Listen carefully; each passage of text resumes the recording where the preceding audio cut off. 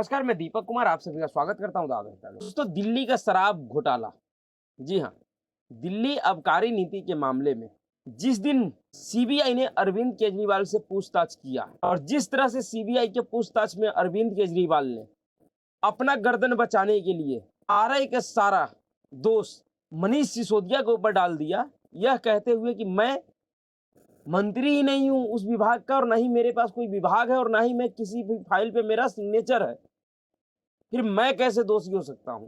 एक तरह से अरविंद केजरीवाल ने सीधे सीधे मनीष सिसोदिया के लिए यह कह दिया कि ये जो पूरी जो शराब नीति का मामला है वह आबकारी मामले का जो मंत्री मनीष सिसोदिया था उसने ही पूरी नीति बनाई, उसी के हस्ताक्षर से नीति तैयार हुआ और उसने ही लागू किया, इससे मेरा कोई लेना देना नहीं। पर जिस तरह से अरविंद केजरीवाल मनीष सिसोदिया को फंसाया है, तो उसको देखकर पूरी आम आदमी पार्टी में इस समय सबसे भयभीत अगर कोई है तो वह है संजय सिंह। और संजय सिंह क्यों भयभीत है और संजय सिंह किस तरह भयभीत है? दरअसल संजय सिंह को भी ऐसा लग गया है कि अब नंबर मेरा भी आने वाला है।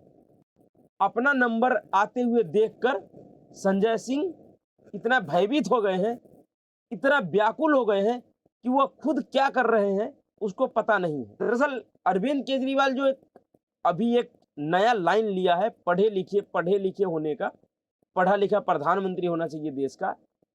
दरअसल वो पढ़ा लिखा प्रधानमंत्री को जरूर कह रहा था, लेकिन वह डायरेक्ट संदेश इन संजय सिंह जैसे टिकट ब्लैकियों और मनीष सिसोदिया जैसे पढ़े लिखे गंवार नेताओं को कह रहा था कि अगर तुम लोग पढ़े लिखे होते तो शायद इस मुसीबत में नहीं फंसते। देखो मैं कितना पढ़ा लिखा हूं कि तुम सभी लोगों से काम भी करवा लिया, घोटाला भी करवा लिया, उसका माल भी मैंने खा लिया और मैं फंसा भी नहीं, और तुम सबको पार्टी से किनारे भी कर दिया।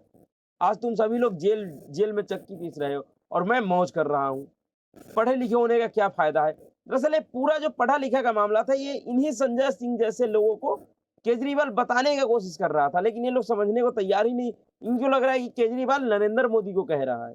अरे कहाँ नरेंद्र मोदी, कहाँ केजरीवाल, दोनों के बीच का कोई तुलना ही है क्या? लेकिन इस संजय सिंह जैसे नेता उस समय तो नहीं समझ पाया, लेकिन शायद अब इसको समझ में आ रहा है कि केजरीवाल पढ़े लिखे होने का रट्टा क्यों लगा रहा था। और जब शायद संजय सिंह को समझ में आने लगा है कि हमसे क्या गलती हो गई, हमने क्या गलती कर दिया जिसकी वजह से अब नंबर मेरा भी आएगा। जिस तरह से मनीष सिसोदिया जो कि कैबिनेट मंत्री था, दिल्ली का उप मुख्यमंत्री था और शिक्षा मंत्री था, जिसके नाम का आर्टिकल अरविंद केजरीवाल पैसे दे देकर विदेशी अखबारों में छपवाता था, जब वह जेल जा सकता है और उससे अरविंद केजरीवाल पल्ला झाड़ सकता है, तो मैं तो सिर्फ एक मामूली सा राज्यसभा का सांसद हूं, मेरे नाम का तो कोई आर्टिकल भी कहीं नहीं छप रहा है, फिर मेरा क्या होगा? तो उसके बाद ऊपर से केजरीवाल सीबीआई के पूछताछ से जब आए तो उसने भी कह दिया कि भैया अपना अपना देख लो। उस चक्कर में संजय सिंह इतने हताश हो गए कि ये क्या कर रहे हैं। भारत में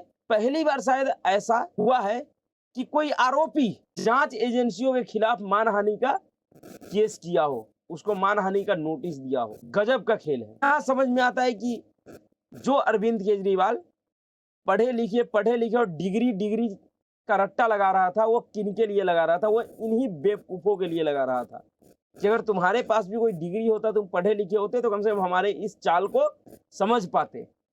पर इन लोगों को लगा कि ये तो नरेंद्र मोदी को कह रहा है, मजे में थे ये लोग। अब जब इनको समझ में आया तो इनके पैरों तले जमीन खिसकने लगा। अब उस हताशा और निराशा में ये ईडी के अधिकारियों को सम्मन भेज रहा है, मानहानि का नोटिस भेजा है। और इन्होंने क्या कहा है समझिए इससे कि इन लोगों का मानसिक स्थिति कैसा है इस टाइम। अक्सर होता यह है कि कोई भी जांच एजेंसी या कोई भी पुलिस या कोई भी सरकार का एजेंसी, चाहे वो पुलिस के द्वारा बनाया गया कोई जांच टीम हो या केंद्रीय एजेंसी हो या सरकार का एजेंसी हो, अगर किसी व्यक्ति के ऊपर कोई आरोप लगाता है और उस व्यक्ति को ऐसा लगता है कि यह आरोप मेरे ऊपर झूठा है, झूठा लगाया गया है, मुझे फंसाया गया है, तो वो व्यक्ति क्या करता है? वो व्यक्ति न्यायालय में जाता है, न्यायालय में उस जांच एजेंसी के आरोप को चैलेंज करता है। फिर न्यायालय उसको देखता है कि वाकई इस व्यक्ति को गलत फंसाया गया है या सही यह व्यक्ति दोषी है। उसके बाद न्यायालय उसको, अगर गलत फंसाया होता है तो न्यायालय उसको बाइज्जत बरी कर देता है। जांच एजेंसियों को फटकार भी लगती है। लेकिन ऐसा कैसे हो सकता है कि कोई आरोपी जांच एजेंसी को ही मानहानि का नोटिस दे दे? दरअसल पढ़े लिखे बेवकूफों का जो पार्टी है, जिसमें कहा जाता है कि पूरी नौटंकी पार्टी है अरविंद केजरीवाल का, क्योंकि अरविंद केजरीवाल खुद ही एक, बहुत से वरिष्ठ पत्रकारों ने उसका नाम गिरगिटानंद स्वामी रखा है। गिरगिटानंद क्यों? क्योंकि वो गिरगिट की तरह उसका रंग बदलते रहता है, कब किस रंग में वो चला जाए कुछ पता नहीं है। तो उस गिरगिटानंद स्वामी के पार्टी में सारे के सारे वैसे ही गिरगिटानंद है, जिसका रंग कब कैसे बदल जाए, कब किससे माफी मांग ले, किसका पैर पकड़ के माफी मांग ले, किससे अदालत में जाके माफी मांग ले, किसके पैरों पे नाक रगड़ ले, इन लोगों का कुछ पता नहीं है। क्योंकि माफी मांगते मांगते ही आज केजरीवाल यहां तक पहुंचा है, और उस मामले में उसने एक पढ़े लिखे देश के अघोषित राजकुमार को भी उसने किनारा लगा दिया।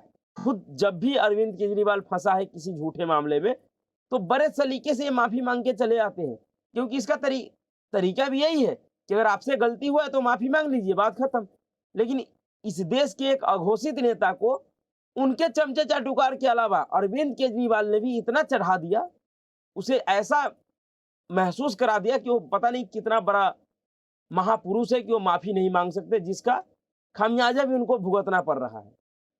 पर संजय सिंह ने जो कारनामा किया है, दरअसल संजय सिंह ने जांच एजेंसियों को 48 घंटे का टाइम दिया है, और संजय सिंह ने कहा है कि चरित्र हनन मैं बर्दाश्त नहीं करूंगा। 48 घंटे के अंदर ईडी के अधिकारी अगर मुझसे सार्वजनिक तौर पे माफी नहीं मांगा तो मैं उसके खिलाफ कोर्ट में कानूनी कार्रवाई करूंगा, उसके ऊपर मानहानि का केस करूंगा। समझिए इनकी मानसिक लेवल कहां तक चला गया। दरअसल आम आदमी पार्टी के वरिष्ठ नेता और राज्यसभा सांसद संजय सिंह ने शनिवार को प्रवर्तन निदेशालय के अधिकारियों को मानहानि का नोटिस भेजा। उन्होंने कहा कि मेरे खिलाफ कोई गवाही नहीं, फिर भी आबकारी मामले में चार्जशीट में मेरा नाम है।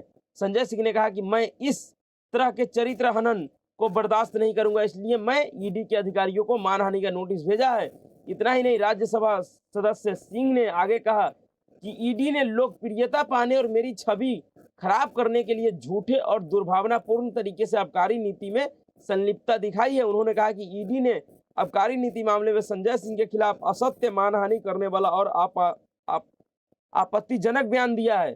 संजय सिंह ने कहा 48 घंटे संजय सिंह ने जो नोटिस दिया उसमें कहा गया है कि अगर 48 घंटे के अंदर सार्वजनिक माफी नहीं मांगी गई तो मैं ईडी के अधिकारियों के खिलाफ सिविल और आपराधिक कार्रवाई शुरू करूंगा। आम आदमी पार्टी के सांसद संजय सिंह के वकील ने ईडी के निदेशक संजय कुमार मिश्रा और अतिरिक्त निदेशक जोगेंद्र को कानूनी नोटिस भेजा है। नोटिस में कहा गया है कि ईडी ने 1 अक्टूबर 2022 को prevention of money laundering act की धारा 50 के तहत दिनेश अरोड़ा का बयान दर्ज किया।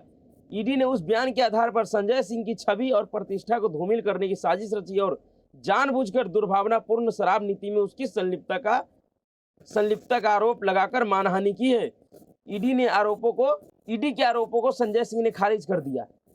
नोटिस में कहा गया है कि चार्जशीट में ईडी ने जानबूझकर संजय सिंह का नाम बिना किसी आधार के गलत इरादे से शामिल किया है ताकि उन्हें बदनाम किया जा सके। नोटिस में ईडी के आरोप को पूरी तरह से खारिज करते हुए कहा गया है कि ईडी के आरोप पूरी तरह निराधार, दुर्भावनापूर्ण और सरासर झूठ है। दरअसल जब संजय सिंह को यह लगने लगा, जब केजरीवाल ने यह बता दिया कि नंबर सबका आने वाला है, तुम्हारा भी नंबर आएगा, और जब इसको लगा कि अब मेरा भी गर्दन फंसने वाला है, और जिस तरह से केजरीवाल मनीष सिसोदिया से पल्ला झाड़ लिया, तो मुझसे तो पल्ला झाड़ने में उसको टाइम नहीं लगेगा।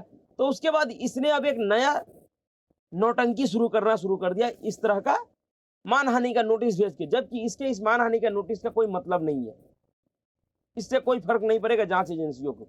उल्टा अब ये शराब नीति मामले में अपने आप को हताशा और निराशा के चक्कर में खुद ही फंसा लिया, क्योंकि ये जिस आरोप का बात कर रहा है, जिस ईडी ने इस चार्जशीट में इसका नाम कब डाला था, ईडी ने चार्जशीट में इसका नाम 22 दिसंबर 2022 के एक इंडियन एक्सप्रेस का खबर है, उस खबर के मुताबिक शराब नीति मामले में ईडी की चार्जशीट में आपके सिसोदिया और केसीआर की बेटी और संजय सिंह का नाम उसी टाइम आया था। और जो संजय सिंह का नाम आया है, ईडी के आरोप पत्र में दिल्ली के उप मुख्यमंत्री मनीष सिसोदिया का नाम भी व्यवसायी दिनेश अरोड़ा के बयान के माध्यम से आया है।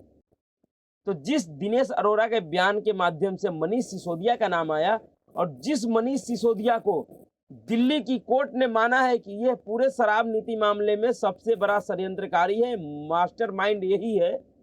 जिस व्यक्ति को जमानत नहीं मिल रहा है उसका नाम जब दिनेश अरोड़ा के माध्यम से आया तो फिर उसी दिनेश अरोड़ा के माध्यम से संजय सिंह का भी नाम आया है। फिर संजय सिंह का मानहानि कैसे हो गया, संजय सिंह का चरित्र हनन कैसे हो गया? अरे संजय सिंह जैसा उदंड व्यक्ति जिसका कोई चरित्र नहीं हो उसका चरित्र हनन कैसे हो सकता है? राज्यसभा में जिस तरह का कृत्य करता है, जिस तरह से नौटंकी करता है, गुंडों के तरह जिस तरह से व्यवहार करता है सदन के अंदर, ऐसा लगता है कि इस व्यक्ति का चरित्र बचा हुआ है जो इसका चरित्र हनन होगा। दरअसल चरित्र हनन का मामला नहीं है, दरअसल ये हड़बड़ाहट और घबराहट का मामला है कि इनको अब लग रहा है कि मेरा भी गर्दन फंसने वाला है और केजरीवाल मेरे लिए भी कुछ नहीं करेगा। जैसे जिस दिन मुझे कोई भी जांच एजेंसी गिरफ्तार करती है उसी दिन मेरी राज्यसभा का सदस्यता भी जाएगी और जो सरकारी आवास में मौज काट रहा हूँ वो सरकारी आवास भी जाएगा, और इतना तो पक्का है। दरअसल आरोप क्या है इसके ऊपर? एजेंसी का दावा है कि उन्होंने शुरू में आप नेता संजय सिंह से मुलाकात की थी। कौन? दिनेश अरोड़ा, जिसके माध्यम से वो एक रेस्तरां में एक पार्टी के दौरान सिसोदिया से मिले थे। उन्होंने श्री सिंह के अनुरोध पर कई रेस्तरां मालिकों से बात की और दिल्ली में आगामी विधानसभा चुनाव के लिए पार्टी फंड के लिए 42 लाख रुपए संग्रह किए, जिसका चेक 42 लाख रुपए इकट्ठा किए जिसे सिसोदिया को सौंपा गया। किसके कहने पे? संजय सिंह के कहने पे दिनेश अरोड़ा ने दिल्ली चुनाव के लिए 42 लाख रुपए का फंड इकट्ठा किया। दिनेश अरोड़ा पहले से मनीष सिसोदिया से नहीं मिला था, मनीष सिसोदिया से दिनेश अरोड़ा को संजय सिंह नहीं मिल पाया। इसका मतलब दिनेश अरोड़ा का संजय सिंह से पुराना जान पहचान था। तो जिस दिनेश अरोड़ा के बयान पर मनीष सिसोदिया फंसा है और कोर्ट ने माना है कि मनीष सिसोदिया इस मामले का सबसे बड़ा षड्यंत्रकारी मास्टरमाइंड है, तो उसी दिनेश अरोड़ा के बयान पर संजय सिंह का नाम आ गया, तो इससे इसका चरित्र हनन हो रहा है। अरोड़ा ने यह भी कहा कि उन्होंने एक बार सिसोदिया के साथ प्रीतमपुरा से ओखला में एक दुकान को हस्तांतरित करने का मुद्दा उठाया था और इस मुद्दे के बाद में आबकारी विभाग द्वारा हल किया गया था। चार्जशीट में का दावा है कि चार्जशीट में आरोप लगाया कि उनका दावा है कि उन्होंने सिसोदिया से 5-6 बार बात की और संजय सिंह के साथ मुख्यमंत्री अरविंद केजरीवाल से उनके आवास पर मुलाकात। दरअसल दिनेश अरोड़ा कहा जाए तो पूरे तरह से संजय सिंह का ही आदमी है, क्योंकि संजय सिंह से दिनेश अरोड़ा का पुराना जान पहचान है। जब ही संजय सिंह दिनेश अरोड़ा को मनीष सिसोदिया से भी मिलवाया और 5 से 6 बार मनीष सिसोदिया से बात किया और संजय सिंह के साथ ही अरविंद केजरीवाल से उनके सरकारी आवास पे भी मिला। तो इतना स्पष्ट होने के बाद कि किस तरह का इसका रिश्ता दिनेश अरोड़ा से है और दिनेश अरोड़ा ने क्या आरोप लगाया है, और ये सब जानने के बावजूद भी संजय सिंह जिस तरह से नौटंकी कर रहे हैं, इनको ऐसा लग रहा है कि हम ये मानहानि का जो खेल खेल रहे हैं इससे जांच एजेंसी मुझे बकस देगी, मुझे जेल नहीं जाना पड़ेगा। तो शायद भ्रम में जी रहे हैं, जिस भ्रम में अरविंद केजरीवाल जी रहा था कि जिस दिन मुझे सीबीआई बुलाएगी पूछताछ के लिए उस दिन पूरी दिल्ली की जनता रोड पे आ जाएगी, पर हुआ कुछ नहीं। उसी दिन से अरविंद केजरीवाल को भी लगने लगा है कि उनकी राजनीतिक हैसियत अब क्या रह गया है जनता के नज़र में, किस तरह से वो नंगे हो चुके हैं। और इसी परिस्थिति को समझ के अरविंद केजरीवाल ने संजय सिंह को भी समझा दिया, जिसके बाद संजय सिंह अब बौखला गए हैं। अब इनको ऐसा लग रहा है कि इस तरह के नौटंकी करने के अलावा इनके पास और कोई रास्ता नहीं बचा है। पर इस नौटंकी से इसे मिलेगा क्या? जेल तो जाना होगा, आज जाए या कल जाए, नंबर तो इसका भी आने वाला है। देखना यह है कि पहले इसका नंबर आता है या पहले इसके गुरु का नंबर आता है। आना तो नंबर दोनों का ही है। तो अभी के लिए इतना ही। अगर आपको वीडियो अच्छा लगा तो वीडियो को लाइक कीजिए, शेयर कीजिए और चैनल को सब्सक्राइब कीजिए। नमस्कार।